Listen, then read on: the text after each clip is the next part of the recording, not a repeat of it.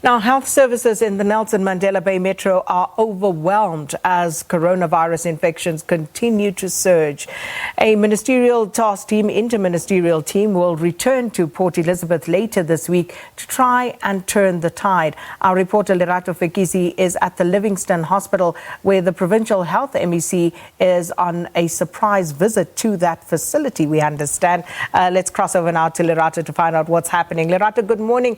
So at the Livingstone Hospital, surprise visit. Were the staffers there surprised to see you? Well, this is the visit that's been taking place this morning by the MEC of Health, Cindy Sokompa, follows the Minister of Health's visit last week to the Metro. I think, Sakina, it's fair to say that the Metro, especially the Nelson Mandela Bay Metro, is in serious trouble. Our cases are increasing daily. Speaking to doctors, we have last week about 23 people dying at a time, at a day. Our hospitals are filling up very quickly, and the Department of Health is trying to do all that they can to make sure that we curb the numbers that are increasing in the Metro.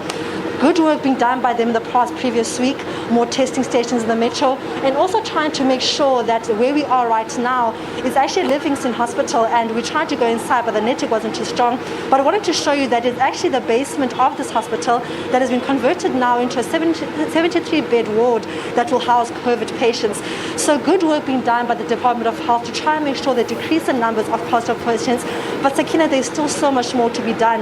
What is really concerning for us as people in the Metro is just the negligence from citizens. People walking around with no mask, people going to nightclubs and to taverns not complying to social distancing regulations, people not wearing masks in taverns.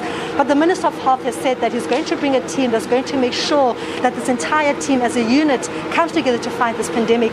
But like you said, joining me this morning is the MEC of Health, Cindy Sokompa. Tell us more exactly why she's here this morning and exactly what other things they done to try and make sure that we bring a stop to this virus in the Metro.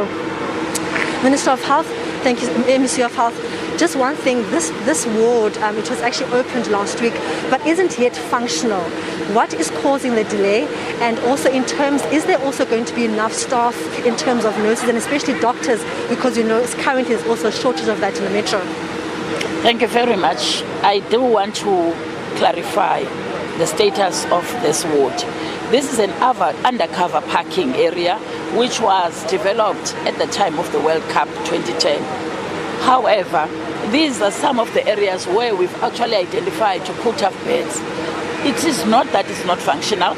If you go inside, you will see the staffing, there's doctors. They are not here just for showcasing. They were here even when the minister was here last week. We actually managed to put in 73 beds, and all those beds are fixed with oxygen.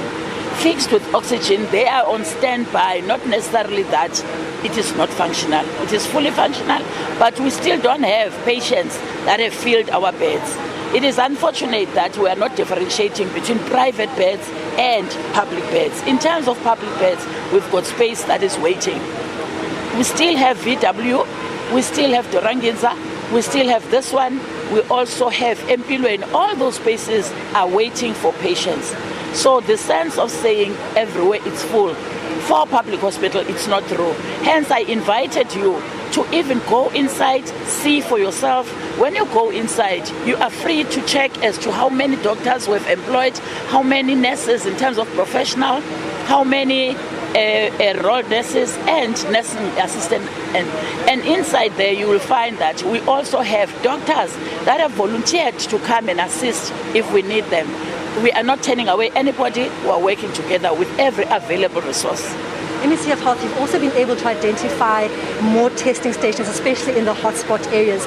Is there being enough monitoring and evaluation to find out exactly, are people actually going to test? How many people are testing? And also then to go and monitor those people that have tested, are they then quarantining and making sure that they comply to COVID-19 regulations? In terms of monitoring and evaluation, is there being nothing done to make sure that people are actually testing, even though there have been increased testing stations?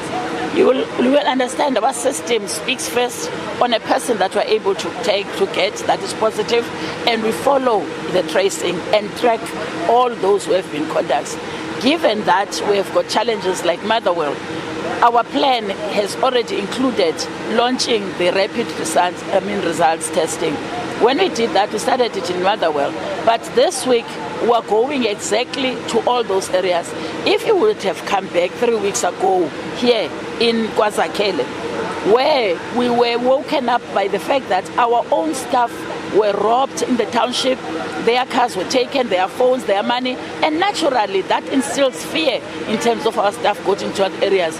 That's why 3 weeks ago we actually embarked on a program that got to Ward 18, 19, 20, 21 in KwaZakele, speaking on a weekend and how loudhailing, working with a multi-pronged team, including police. So those are the issues that we're doing. However, that still for us is challenged because our communities are not really listening, are not observing. Now this week we're going to our own taverns with whatever. And what we are going to do, which is going to be a bit harsh, is that when we find the tavern owner has got numbers beyond the regulations, we're still going to apply for closure of that tavern. So it's not going to be a nice one, because at the end of the day, everybody blames government, but don't blame the people that are making it difficult for government to work. MEC of Health, there's also been a call that young people are going out to nightclubs, very much negligent, not wearing masks, social distancing. Is there a plan to go back to the basics, to go back to the family structure, to go back to families, to try and instill in them the importance of educating their young people about the importance of when they do go out to comply to regulations, and also to probably to prevent them from going out because the numbers are so high, so they shouldn't actually be going to nightclubs and taverns because that's where they've been contracted. So is there a plan? I know the Minister of Social Development is coming tomorrow. Are you going to work with social development to go into families to raise more awareness in the family structure, to encourage young people to keep away from these areas that are making them prone to this virus? You know, as the Eastern Cape, we have set up a team, not just one team. I'm saying departmental heads have come together with their staff, and we are going to even be launching on the 15th the festive season program. And that program does not only include health, it is led by safety, Department of Safety. And when you look at it, what is it going to do? This is why when we discuss as a team, we found one of the weaknesses in the regulations that actually closes taverns at 12, still starts curfew at 12. And we propose that through the Department of Health to the Minister to say there needs to be re-look and revisiting of those hours. And our proposal is simple, that taverns close at 10 so that they give enough time for people to be out of the streets by 12. Because our police are doing the best they can, but when they meet those people after 12, they tell them, we've just come from a sabine or a tavern and we are still going home. So it actually defeats the very same program. So in actual sense, coming back to your question of families, families are part of the social fiber and the network of society. So when you go to communities, in communities we've got PGC structures, we've got JOG system, where community leaders are part of those JOG system. Municipality is central and it's led by the municipality. So you can understand that we're trying to come closer to every community member as we engage councillors. Even here that we're here, we've got Councillor Bali from the municipality, trying to embrace and show that we are not working alone as the department. We are wanting every other support that we can have. Well, as the MEC of Health, Nelson Mandela Bay, saying that in order to fight the high numbers of COVID-19 infections in the metro, it's going to take a huge team. It's going to take the family structure, it's going to take social development, it's going to take the police who are going to, out this week, going to be going to taverns that are not compliant to COVID-19 regulations and actually shut them down. This actually started last week, Sakina, where the Minister of Health, together with his team, was here speaking to tavern owners, urging them to make sure they comply to COVID-19 regulations.